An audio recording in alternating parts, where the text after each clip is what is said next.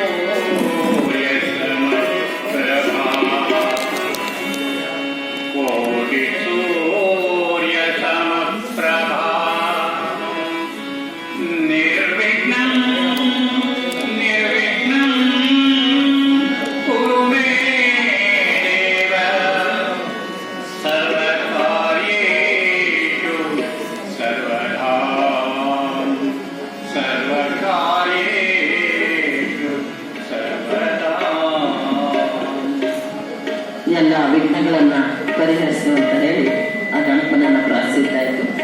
ಈಗ ಎಲ್ಲ ದೇವತೆಗಳನ್ನ ನೆನೆಸ್ಕೊಳ್ಳುವಂತ ಸಮೂಹ ಗೀತೆ ಮೂಲಕತೆಯ ದೇವನೆಸೆಯ. ಈ ಜನಪದರು ಯಾವುದೇ ಕಾರ್ಯಕ್ರಮ ಆದರೂ ಈ ಗೀತೆನ ಮೊದಲಿಗೆ ಹಾಡೋ ಒಂದು ಅಭ್ಯಾಸ ಇದೆ. ಹಾಗಾಗಿ ಸಮೂಹದಲ್ಲಿ ಈ ಗೀತೆಯನ್ನ ಪ್ರಸ್ತುತಪಡಿಸ್ತೇವೆ.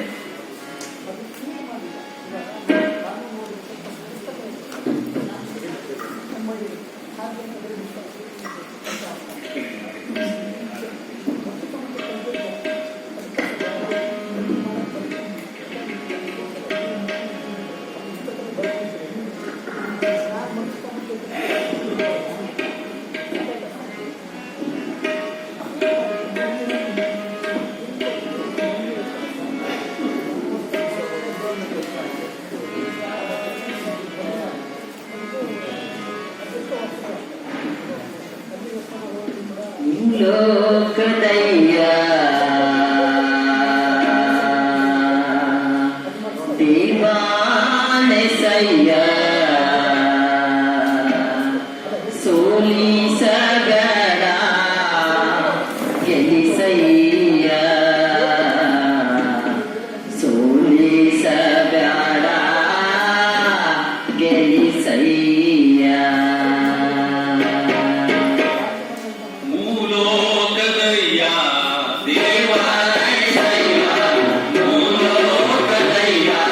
ದೇವಾನೆಸಯ್ಯ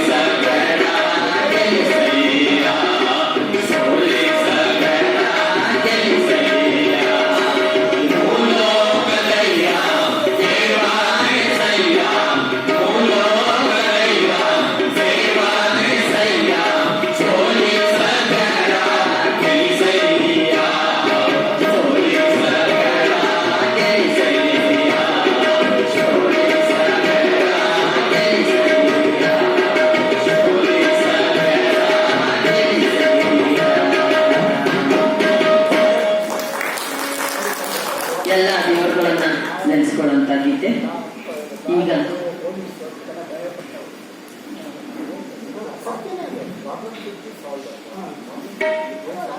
ಮುಂದಿನ ಗೀತೆ, ಹಳ್ಳಿಯ ಹೆಣ್ಣುಮಗಳು ಬೆಳಿಗ್ಗೆ ಎದ್ದು ಆ ತಾಯಿ ಭೂತಾಯಿನ ನೆನೆಸ್ಕೊಳ್ತಾಳೆ. ಬೆಳಗಾವಿ ನಾನಿದ್ದು ಯಾರ್ಯಾರ ಮನೆಯಲ್ಲಿ ಅಂತ ರಾಗಿ ಬೀಸ್ತಾಳೆ. ಮತ್ತೆ ಆ ತಾಯಿ ಸರಸ್ವತಿನ ನನ್ ಗಂಟ್ಲು ತೊಡರು ಬಿಡಿಸು, ನನ್ಗೆ ಬಾರ್ದೇ ಇರೋ ಪದನ ಹೇಳ್ಕೊಡು ಅಂತ ಹೇಳುವಂತ ಒಂದು ಅಕ್ಕ ಬಿ ಕೆ ಸುಮಿತ್ರಕ್ಕ ಅವರು ಹಾಡಿ ಎಲ್ಲ ಕೇಳಿದ್ದೀರಾ ಇದನ್ನ. ಅದರ ಸಮಯದ ಅಭಾವದಿಂದ ಒಂದು 2 ಚಂದಗಳನ್ನು ಮಾತ್ರ ಅದರಲ್ಲಿ ಆಯ್ಕೆ ಮಾಡಿಬಿಟ್ಟು ಹಾಡ್ತಾ ಇದ್ದೇನೆ.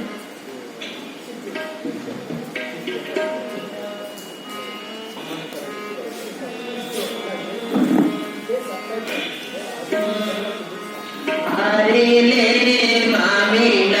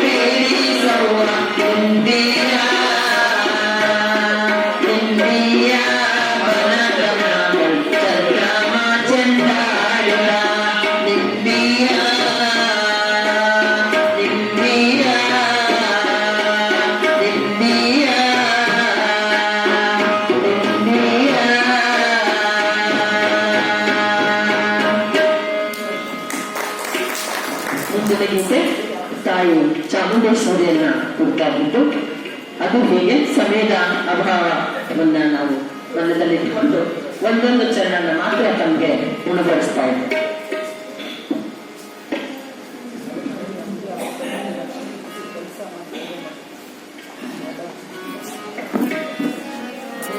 ಬಂದೋ ಕಂಚಿನ ಬಗಲೆ ಬಂದೋ ಕನ್ನ ಕನ್ನಡ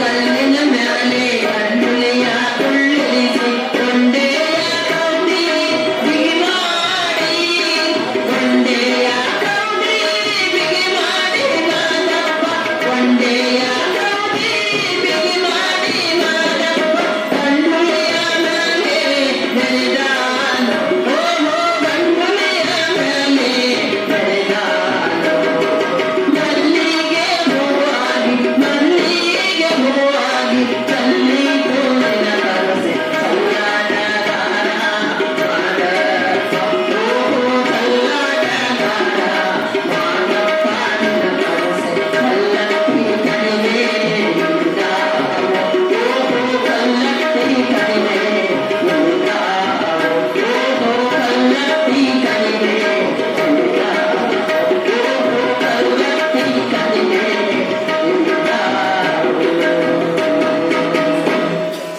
ಮುಂದಿನ ಗೀತೆ ವೆಂಕಟಪ್ರಸನ್ನ ಅವರು ಪ್ರಸ್ತುತಪಡಿಸ್ತಾರೆ.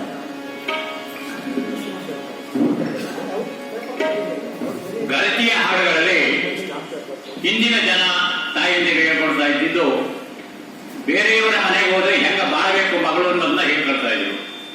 ಇಲ್ಲಿ ಒಬ್ಬ ಮಗಳು ತಾಯಿಗೆ ಹೇಳ್ತಾಳೆ. ಹೇಗೆ ಹೇಳ್ತಾಳೆ ಅಂತಂದ್ರೆ, ಎದ್ದೇನೆ ನನ್ನವ್ವ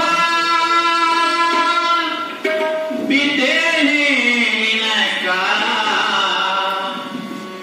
ಇದ್ದೋರಿಗೆ ನನ್ನ ಕೊಡಬ್ಯಾಡ ಹಡೆದೋವ ಬರಬಾರದ ಮಾತು ಬರ್ತಾವ ಬಡತನ ನನಗಿರಲಿ ಹುಡುಕಿದಡಿ ಬ್ಯಾಡ ಬಡತನ ನನಗಿರಲಿ ಹುಡುಕಿದಡಿ ಬ್ಯಾಡ ಹುಡುಕ ಗಂಡನಿಗೆ ಕೊಡಬ್ಯಾಡ ಹುಡುಕ ಗಂಡನಿಗೆ ಕೊಡಬ್ಯಾಡ ನನ್ನವ್ವ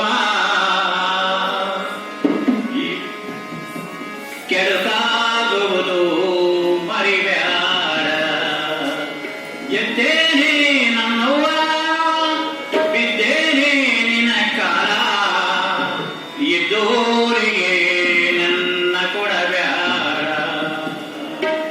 ದೂರದ ಊರಿಂದ ತವರಿಗೆ ಬಂದಾಗ ದೂರದ ಊರಿಂದ ತವರಿಗೆ ಬಂದಾಗ ಅಣ್ಣನ ಮಕ್ಕಳು ಅಂಗಳದಾಗ ಅಣ್ಣನ ಮಕ್ಕಳು ಅಂಗಳದಾಗ ಹಾಡುತ್ತಾ ಅತ್ತಿ ಬಂದಾಳಂತ ಕೈತಾವ ಅತ್ತಿ ಬಂದಾಳಂತ ಕುಣಿತಾವ ಎದ್ದೇನೆ ನನ್ನವ್ವ ಬಿದ್ದೇನೆ ನಿನ್ನ ಕಾಲ ಇದ್ದೋರಿಗೆ ನನ್ನ ಕೊಡಬ್ಯಾಡ ಒಬ್ಬಳೆ ಮಗಳಂತ ತಿದ್ದಿ ಬೆಳೆಸಿದವ್ವ ಒಬ್ಬಳೆ ಮಗಳಂತ ತಿದ್ದಿ ಬೆಳೆಸಿದವ್ವ ಬುದ್ಧಿಗೇಡಿಗೆ ದಾರಿ ಎಳಿಬೇಡ ಬುದ್ಧಿಗೇಡಿಗೆ ದಾರಿ ಎಳಿಬೇಡ ಹಡೆದವ್ವ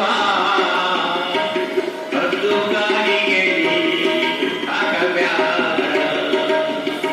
ಎದ್ದೇನೆ ನನ್ನವ್ವ ಬಿದ್ದೇನೆ ನಿನ್ನ ಕಾಲ ಇದ್ದೋರಿಗೆ ನನ್ನ ಕೊಡಬ್ಯಾಡ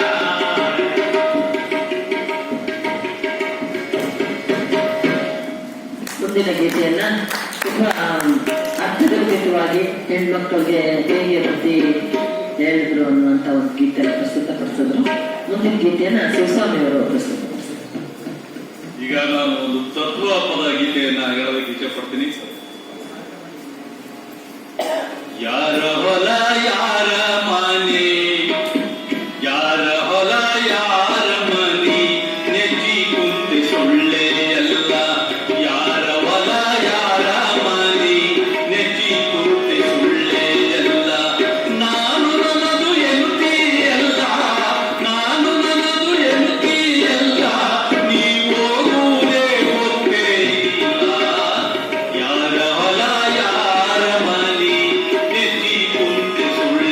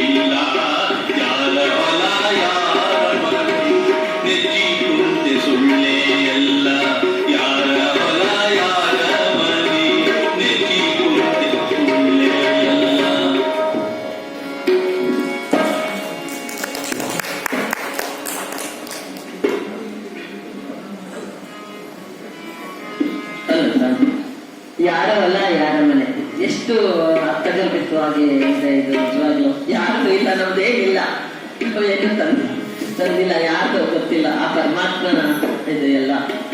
ಸೊ ಈಗ ಮಾದಪ್ಪಂದಾಯ್ತು, ಯಾರ ಬಲ್ಲ ನೀತಿ ಪಾಠ, ನೀತಿ ಒಂದು ತತ್ವಪದ ಒಂದಾಯ್ತು. ಇವಾಗ ನಿಮ್ಮನ್ನ ಸಿದ್ದಪ್ಪ ಸ್ವಾಮಿ ಕಡೆ ತಕೊಂಡು ಹೋಗೋಣ ಅಂತ ಅನ್ಕೋತಾ ಇದ್ದೀನಿ.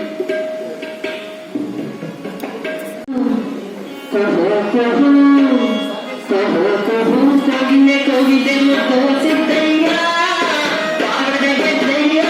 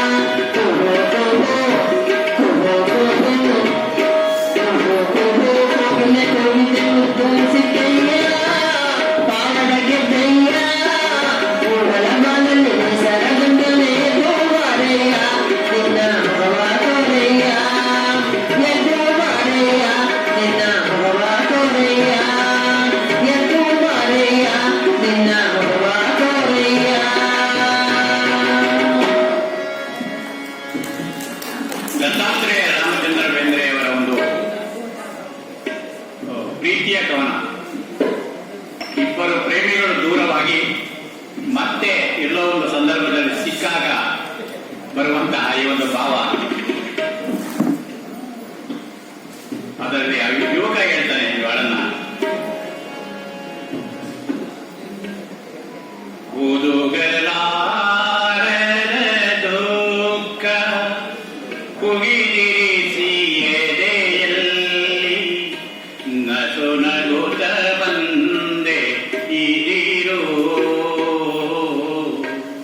ಬುದುಗಲಾರದ ದುಃಖ ಕುಗಿದಿರಿಸಿ ಎದೆಯಲ್ಲಿ ನಸು ನಗುತ್ತ ಬಂದೆ ಇದಿರು ಇನಿತು ತಿಳಿಯದ ಮೂಡನೆಂದು ಬಗೆದೆ ನನ್ನ, ಇನಿತು ತಿಳಿಯದ ಮೂಡನೆಂದು ಬಗೆದೆ ನನ್ನ, ಇದು ಯಾವ ಊರತೆದುರು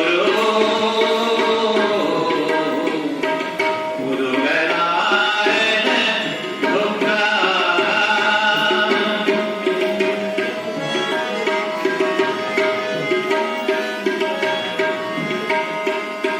ಕೈ ಮುಟ್ಟಿ ಮೈ ಮುಟ್ಟಿ ನನ್ನ ಮನಸಂತೈಸಲೆಂದು ಬಗೆವವಳು ನೀನು. ಕೈ ಮುಟ್ಟಿ ಮೈ ಮುಟ್ಟಿ ಎನ್ನ ಮನಸಂತೈಸಲೆಂದು ಬಗೆವವಳು ನೀನು. ನಾನದನೆ ಬಯಸುತ್ತಿಹ ಸೊಗಸು ಬಾರಿಕೆಯಲ್ವನೇ, ನಾನದನೆ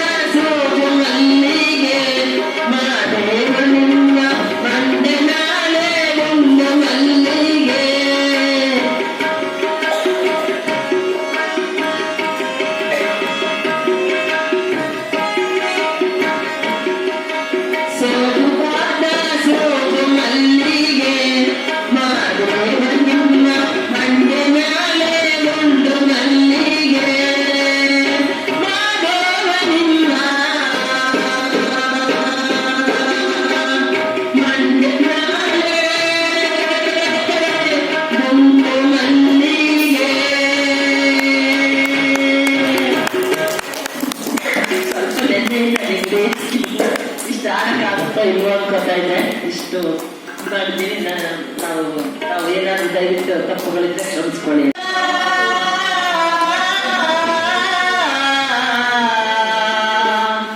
ಆಹಾ ಬಾಳೆಲ್ಲ ಘಮ್ಮೆಂದಿತು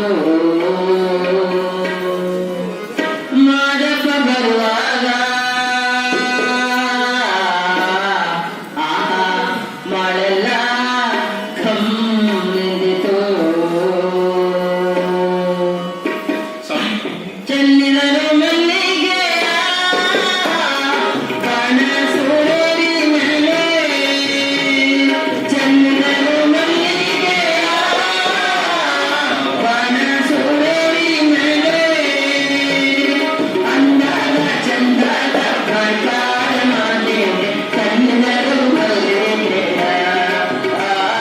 ಅಂದಾದ ಚಂದದ ಪ್ರಕಾರ ಮಾದೇವೆ ಚೆಲ್ಲಿದರು ಮಲ್ಲಿಗೆಯ ಚಂಪಿಗೆ ಬಂದಂಗೆ ಕುಂಪಾದನಿನ ಕರುಸೆ ಸಂಪಿಗೆ ಬಂದಂಗೆ ಕುಂಪಾದನಿನ ಕರುಸೆ ಕುಂಪಾದನಿನ ಕರುಸೆ ಕೌಗಳ್ಳಿ ಬಯಲ ಚೆಲ್ಲಿದರು ಮಲ್ಲಿಗೆಯ ಗುಂಪಾದನಿನ ಕರುಸೆ ಕೌಗಳ್ಳಿ ಬಯಲಾಗೆ ಚೆಲ್ಲಿದರು ಮಲ್ಲಿಗೆಯ ಚೆಲ್ಲಿದರು ಮಲ್ಲಿಗೆಯ ಬಾಣ ಸೂರೇರಿ ಮೇಲೆ ಅಂದಾದ ಚಂದದ ಕೈಕಾರ ಮಾದೇವೆ ಚೆಲ್ಲಿದರು ಮಲ್ಲಿಗೆಯ ಅಂದಾದ ಚಂದದ ಕೈಕಾರ ಮಾದೇವೆ ಚೆಲ್ಲಿದರು ಮಲ್ಲಿಗೆಯ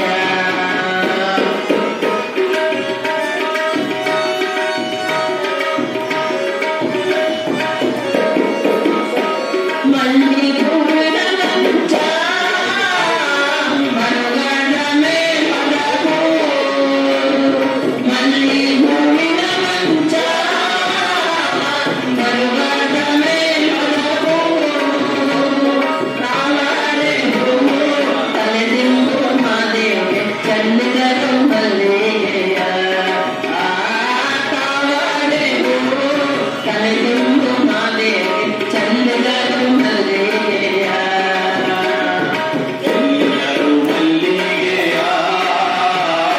ಬಾಣ ಸೂರೇರಿ ಮ್ಯಾಲೆ ಅಂದಾದ ಚಂದದ ಮೈದಾರ ಮಾದೇವಿ ಚೆಲ್ಲಿದರು ಮಲ್ಲಿಗೆಯ ಅಂದಾದ ಚಂದದ ಮೈದಾರ ಮಾದೇವಿ ಚೆಲ್ಲಿದರು ಮಲ್ಲಿಗೆಯ ಹೊತ್ತು ಮುಳುಗಿದರೇನೋ ಕತ್ತಲದರೇನೋ ಹೊತ್ತು ಮುಳುಗಿದರೇನೋ ಕತ್ತಲದರೇನೋ ಅಪ್ಪ ನಿನ್ನ ಬಳಿಗೆ ಬರುವೆವು ನಾವು ಚೆಲ್ಲಿದರು ಮಲ್ಲಿಗೆಯ ಅಪ್ಪ ನಿನ್ನ ಬಳಿಗೆ ಬರುವೆವು ನಾವು ಚೆಲ್ಲಿದರು ಮಲ್ಲಿಗೆಯ ಚೆಲ್ಲಿದರು ಮಲ್ಲಿಗೆಯ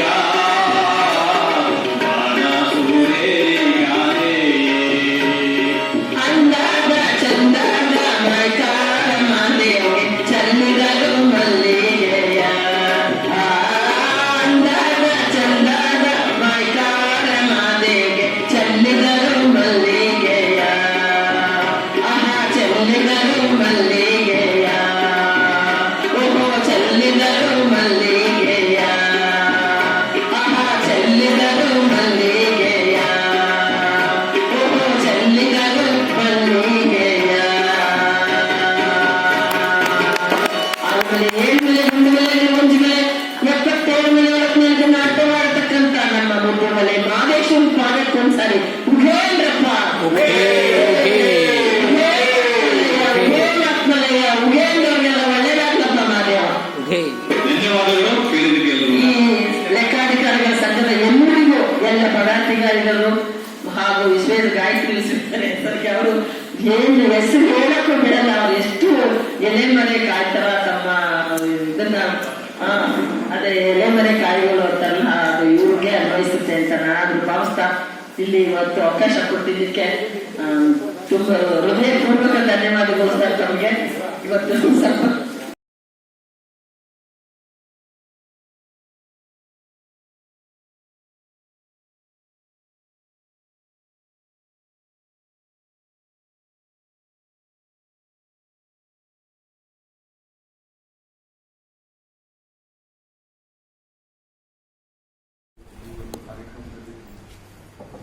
ನಾಗರಿಕರು, ಸರ್ಕಾರಿ ಅಧಿಕಾರಿಗಳು, ಮಹಿಳೆಯರು,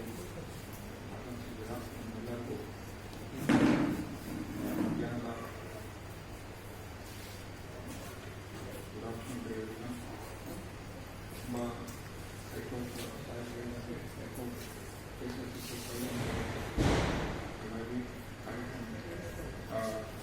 ತುಂಬ ಜಾಸ್ತಿ ಹಾಗಾಗಿ ಬರೋ ತಡಾಗಿದೆ, ಕಾಲಾಮಿತಿನೂ ತುಂಬ ಇದೆ. ಬ್ರೀಫ್ ಆಗಿ ಹೇಳ್ತೀನಿ. ಇವತ್ತು ನನಗೆ ಕೊಟ್ಟ ಟಾಪಿಕ್ಕು ವಿಲ್ ಅನ್ನು ಬರೆಯುವುದು ಹೇಗೆ ಅಂತ. ವಿಲ್ ಅಂತಂದ್ರೆ ಕನ್ನಡದಲ್ಲಿ ಒಯ್ಲು ಅಂತ ಕರೀತಾರೆ. ಒಬ್ಬ ವ್ಯಕ್ತಿಯು ತನ್ನ ಜೀವಿತಾವಧಿಯಲ್ಲಿ ಸಂಪಾದನೆ ಮಾಡಿದಂಥ ಹಣ, ಆಸ್ತಿ ಏನಿದೆ, ಈ ಪ್ರಾಪರ್ಟೀಸ್ ಅಲ್ಲಿ 2 ಟೈಪ್ ಇದೆ: ಮೂವಬಲ್ ಪ್ರಾಪರ್ಟಿ ಮತ್ತೆ ಇಮೂವಬಲ್ ಪ್ರಾಪರ್ಟಿ, ಅಂದ್ರೆ ಸ್ಥಿರಾಸ್ತಿ ಮತ್ತು ಚರಾಸ್ತಿ. ಅದಕ್ಕೆ ವಿಲ್ ಅನ್ನು ಮಾಡೋದಕ್ಕೆ ಹೇಗೆ ಅಂತ, ವಿಲ್ ಮಾಡಬೇಕಾದ್ರೆ ಈ ಸ್ಟ್ಯಾಂಪ್ ಪೇಪರ್ನ ತಗೋಬೇಕಾಗುತ್ತೆ. ಇದು ಈ ಸ್ಟ್ಯಾಂಪ್ ಪೇಪರ್ ಅಧಿಕೃತ ಸರ್ಕಾರದಿಂದ ನೋಂದಾಯಿಸಲ್ಪಟ್ಟಂತ ಅಧಿಕೃತ ಕೇಂದ್ರದಿಂದ ನೀವು 500 ರೂಪಾಯಿ ವಿಲ್ ಪೇಪರ್ ತಗೋಬೇಕು. ಇದರಲ್ಲಿ ಫಸ್ಟ್ ಪಾರ್ಟಿ, ಸೆಕೆಂಡ್ ಪಾರ್ಟಿ ಅಂತ ಇರುತ್ತೆ. ಫಸ್ಟ್ ಪಾರ್ಟಿ ಅಂತಂದ್ರೆ ಯಾವ ಒಬ್ಬ ವ್ಯಕ್ತಿ ವಿಲ್ ಅನ್ನ ಬರೀತಾರೆ, ಅಂದ್ರೆ ಅವರು ಎಕ್ಸಿಕ್ಯೂಟ್ ಮಾಡ್ತಾರೆ, ಅವರು ಫಸ್ಟ್ ಪಾರ್ಟಿ, ಅವ್ರ ಹೆಸರು ತಗೋಬೇಕು. ಸೆಕೆಂಡ್ ಪಾರ್ಟಿ ಅಂತಂದ್ರೆ ಯಾರ ಹೆಸರಲ್ಲಿ ಮಾಡ್ತಾರವರು, ಅವರು ಸೆಕೆಂಡ್ ಪಾರ್ಟಿ ಅಂತಾರೆ. ವಿಲ್ ಬರೆಯುವಂತ ವ್ಯಕ್ತಿಯನ್ನ ಟೆಸ್ಟೇಟರ್ ಅಂತ ಕರೀತಾರೆ. ಯಾರ ಹೆಸರಲ್ಲಿ ಬರೀತಾರೆ ಅವ್ರನ್ನ ಲೆಗಾಟೀಸ್ ಅಂತ ಕರೀತಾರೆ. ಒಬ್ಬ ವ್ಯಕ್ತಿಯು ತನ್ನ ಮಕ್ಕಳ ಹೆಸರಲ್ಲಿ ಅಥವಾ ಅವ್ರ ಮಿಸಸ್ ಹೆಸರಲ್ಲಿ ಅಥವಾ ಅಣ್ಣ ತಮ್ಮಂದ್ರ ಹೆಸರಲ್ಲಿ, ಸಿಸ್ಟರ್ಸ್ ಹೆಸರಲ್ಲಿ ಅಥವಾ ಯಾವುದೇ ಬ್ಲಡ್ ರಿಲೇಷನ್ ಇಲ್ಲದೆ ಇದ್ರೂ ಸಹ ವಿಲ್ ಅನ್ನ ಬರೆಯೋದಕ್ಕೆ ಅವಕಾಶ ಇದೆ. ಆ ಈ ತರ ಈ ಸ್ಟ್ಯಾಂಪ್ ಪೇಪರ್ನ ತಗೊಂಡ್ಬಿಟ್ಟು ಅದರಲ್ಲಿ ತುಂಬಾ ಸ್ಪಷ್ಟವಾಗಿ ನಮೂದಿಸಬೇಕು. ಫಸ್ಟ್ ಪಾರ್ಟಿ ಅಂದ್ರೆ ಟೆಸ್ಟೇಟರ್, ಯಾರು ವಿಲ್ ಅನ್ನ ಬರಿತಾ ಇರೋದು ಅವರು ಟೆಸ್ಟೇಟರ್. ಆಮೇಲೆ ಯಾರ ಹೆಸರಲ್ಲಿ ಬರಿತಾ ಇದ್ದಾರೆ ಅವರು ಸೆಕೆಂಡ್ ಪಾರ್ಟಿ ಆಗ್ತಾರೆ. ಅದನ್ನ ಇಲ್ಲಿ ನಮೂದಿಸಬೇಕು. ಇದನ್ನ ಹ್ಯಾಂಡ್ ರೈಟಿಂಗ್ ಅಲ್ಲಾದ್ರೂ ಬರಿಬೋದು, ಇಲ್ಲ ಅಂತಂದ್ರೆ ನೀಟಾಗಿ ಕಂಪ್ಯೂಟರ್ ಟೈಪಿಂಗ್ ಆದ್ರೂ ಮಾಡಿಸ್ಬೋದು, 2 ಮಾಡಿಸ್ಬೋದು. ವಿಲ್ ಅನ್ನ ಬರೆದಿದ್ದಾದ ನಂತರ ಇಬ್ಬರು ಸ್ಥಳೀಯ ಸಾಕ್ಷಿಗಳು ಇರಬೇಕು. ಅದರ ಸಾಕ್ಷಿಗಳು ಇದನ್ನ ಅಟೆಸ್ಟ್ ಮಾಡಬೇಕಾಗುತ್ತೆ. ಆ ನಂತರ ಆ ವ್ಯಕ್ತಿಯು ಎಲ್ಲಿ ವಾಸ ಮಾಡ್ತಾರೆ ಆ ಒಂದು ಸಬ್ ರಿಜಿಸ್ಟರ್ ಆಫೀಸಲ್ಲಿ ರಿಜಿಸ್ಟರ್ನ ಮಾಡಿಸ್ಬೋದು ಅಥವಾ ಮಾಡಿಸದೇನೂ ಇರ್ಬೋದು. ಇದು ವಿಲ್ಲು ಒಬ್ಬ ವ್ಯಕ್ತಿಯು ಎಕ್ಸಿಕ್ಯೂಟ್ ಮಾಡಿದ್ದಾದ್ಮೇಲೆ, ಪ್ರಾಪರ್ಟಿ ಓನರ್ ಎಕ್ಸಿಕ್ಯೂಟ್ ಆದ್ಮೇಲೆ ಆ ವ್ಯಕ್ತಿಯ ಮರಣಾನಂತರ ಇದು ಜಾರಿಗೆ ಬರುತ್ತೆ. ಅಂದ್ರೆ ಒಬ್ಬ ವ್ಯಕ್ತಿಯ ಜೀವಿತಾವಧಿಯಲ್ಲಿ ಇದು ಬರೋದಿಲ್ಲ. ಇದು ವಿಲ್ ಅನ್ನೋದು ಯಾವಾಗ ಎನ್ಫೋರ್ಸ್ ಆಗುತ್ತೆ, ಯಾವಾಗ ಜಾರಿಗೆ ಬರುತ್ತೆ ಅಂದ್ರೆ ಆ ವ್ಯಕ್ತಿಯು ಮೃತಪಟ್ಟ ನಂತರ ಯಾರ ಹೆಸರಿಗೆ ಪ್ರಾಪರ್ಟಿಯನ್ನ, ಆಸ್ತಿಯನ್ನ, ಜಮೀನು, ಮನೆ, ನಿವೇಶನ, apartment, multistorey building, whatever it may be ಬರ್ದಿದ್ದಾರೋ ಆ ವ್ಯಕ್ತಿಯ ಮರಣಾನಂತರ ಅದನ್ನ ಎನ್ಫೋರ್ಸ್ ಮಾಡೋದಕ್ಕೆ ಅವಕಾಶ ಇರ್ತದೆ. ವಿಲ್ ಅಂದ್ರೇನು ಅಂದ್ರೆ ಡೆಫಿನೇಷನ್ ಏನಂತಂದ್ರೆ, will is the testamentary document. Will or testament is the legal declaration of a man's intention of what wills to be performed after his death. ಅದನ್ನ ಆ ರೀತಿ ಉಲ್ಲೇಖಿಸಲಾಗಿದೆ. Section 2 Clause H of the Indian Succession Act 1925 defines will means the legal declaration of the intention of a testator with respect to his property which he desires to be carried into effect after his death. ಅಂದ್ರೆ section 2 Clause H Indian succession act ಅಂದ್ರೆ ಭಾರತೀಯ ಉತ್ತರಾಧಿಕಾರಿತ್ವ ಕಾಯ್ದೆ 1925ರ ಪ್ರಕಾರ 2 Clause H ಏನ್ ಹೇಳುತ್ತೆ ಅಂತಂದ್ರೆ, ಒಬ್ಬ ವ್ಯಕ್ತಿಯ ಆಸ್ತಿ ಏನಿದೆ ತನ್ನ ಮರಣಾನಂತರ ಯಾರಿಗೆ ಈ ಆಸ್ತಿ ಯಾರಿಗೆ ಸಲ್ಲಬೇಕಾಗುತ್ತೆ, ಮುಂದಿನ ವಾರಸುದಾರರು ಯಾರು, ಉತ್ತರಾಧಿಕಾರಿಗಳು ಯಾರು ಅನ್ನೋದನ್ನ ವಿಲ್ ಅಲ್ಲಿ ನಮೂದಿಸಬೇಕಾಗುತ್ತೆ. ಸೊ ಇದನ್ನ ವಿಲ್ ಅಂತ ಕರೀತಾರೆ. ಈ ವಿಲ್ ಅನ್ನೋದು section 2 Clause H of Indian succession act 1925 ಪ್ರಕಾರ ಇದನ್ನ ಡಿಫೈನ್ ಮಾಡಲಾಗಿದೆ, ವ್ಯಾಖ್ಯಾನಿಸಲಾಗಿದೆ. Will is a testamentary document. ಅಂದ್ರೆ ಒಬ್ಬ ವ್ಯಕ್ತಿಯ ಮರಣಾನಂತರ ಆ ವ್ಯಕ್ತಿಯು ಆಸ್ತಿಯನ್ನ ಕ್ಲೈಮ್ ಮಾಡಬಹುದು ಗೌರ್ಮೆಂಟ್. ಸೊ ಈ ತರ ವಿಲ್ ಅಂದ್ರೆ. ಆಮೇಲೆ ಇನ್ನು ಹಾಲ್ಸ್ಬರಿ ಡೆಫಿನೇಷನ್ ಇದೆ. ಆಮೇಲೆ ಇದು ಹಾಲ್ಸ್ಬರಿ, ಆಮೇಲೆ ಪ್ರಿವಿ ಕೌನ್ಸಿಲ್ ಡೆಫಿನೇಷನ್ ಇದೆ. ಬಟ್ ನಮ್ಗೆ ಇಂಡಿಯನ್ಸ್ಗೆ ಈ ತರ ಆಗುತ್ತೆ. ಆದ್ರೆ ಮುಸ್ಲಿಂ ಧರ್ಮದ ಪ್ರಕಾರ ಮೊಹಮ್ಮದನ್ ಲಾ ಪ್ರಕಾರ ಅವರ ಒಂದು ಧರ್ಮ ಏನ್ ಹೇಳುತ್ತೆ ಅಂದ್ರೆ, ತಂದೆ ಆಗಲಿ ತಾಯಿ ಆಗಲಿ ಅವರ ಆಸ್ತಿನ ನೀವು ಈ ಆಸ್ತಿ ನೀವು ತಗೊಳ್ಳಿ, ಈ ಆಸ್ತಿ ನೀವು ತಗೊಳ್ಳಿ ಅಂತ ಹೇಳಿದ್ರು ಸಹ ಅದು ಏನು it is become the law, it is become the ಏನು ಟೆಸ್ಟಮೆಂಟರಿ ಡಾಕ್ಯುಮೆಂಟ್ ಆಗುತ್ತೆ. ಅವರ ಧರ್ಮ ಏನ್ ಹೇಳುತ್ತೆ ಅಂದ್ರೆ ಬರೀ ಓರಲ್ಲಿ ಹೇಳಿರೋದು ಸಹ ವಿಲ್ ಆಗುತ್ತೆ ಅವರ ರಿಲಿಜನ್ ಪ್ರಕಾರ. ಆಮೇಲೆ ಕ್ಯಾರೆಕ್ಟರಿಸ್ಟಿಕ್ಸ್ ಆಫ್ ಎ ವಿಲ್ ಅಂತಂದ್ರೆ ಒಬ್ಬ ವ್ಯಕ್ತಿಯು testator the person who is going to execute the will ಅಲ್ವಾ, ಆ ವಿಲ್ ಮಾಡಬೇಕಾದ್ರೆ ಏನೇನು ಲಕ್ಷಣಗಳಿರಬೇಕು, ಕ್ಯಾರೆಕ್ಟರಿಸ್ಟಿಕ್ಸ್ ಆಫ್ ದ ವಿಲ್ ಅಂದ್ರೆ ಏನು ಅಂತಂದ್ರೆ that must be legal declaration. ಅಂದ್ರೆ ಇವಾಗ ಒಬ್ಬ ವ್ಯಕ್ತಿ ಇರ್ತಾರೆ, ಇವಾಗ ಈ ಏರಿಯಾದಲ್ಲಿ ಇರ್ತಾರೆ, ಬೇರೆ ಯಾವುದೋ ಯಾವುದೋ ಪ್ರಾಪರ್ಟಿಗೆ ಸೈಟ್ ಆಗಲಿ ಬಿಲ್ಡಿಂಗ್ ಆಗಲಿ ವಿಲ್ ಮಾಡೋದಕ್ಕೆ ಅವಕಾಶ ಇಲ್ಲ. ಅವ್ರ ರಿಲೇಷನ್ ಆಗಿರ್ಬೋದು. Only the owner of the property should make the will. ಅಲ್ಲಿ ಕ್ಲಿಯರ್ ಆಗಿ ಬರೀಬೇಕು. That is called legal declaration. ಅದಾದ್ಮೇಲೆ declaration must relate to this property only. ಅವ್ರ ಪ್ರಾಪರ್ಟಿ ಸಂಬಂಧಪಟ್ಟಂತ ಮಾತ್ರ ಮಾಡಬೇಕು. ಬೇರೆ ಯಾವುದೋ ಅವ್ರ ಸಿಸ್ಟರ್ ಪ್ರಾಪರ್ಟಿ ಆಗಲಿ, ಬ್ರದರ್ ಪ್ರಾಪರ್ಟಿ ಆಗಲಿ, ಅಥವಾ ಅವರು ಮಾಲೀಕರು ಅಲ್ಲದೆ ಇರುವಂತಹ ಪ್ರಾಪರ್ಟಿ, ಅವ್ರ ಓನರ್ಶಿಪ್ ಇರೋ ಪ್ರಾಪರ್ಟಿಗೆ ವಿಲ್ ಮಾಡೋದಕ್ಕೆ ಕಾನೂನಲ್ಲಿ ಅವಕಾಶ ಇಲ್ಲ. The testator should execute the will only with respect to this property.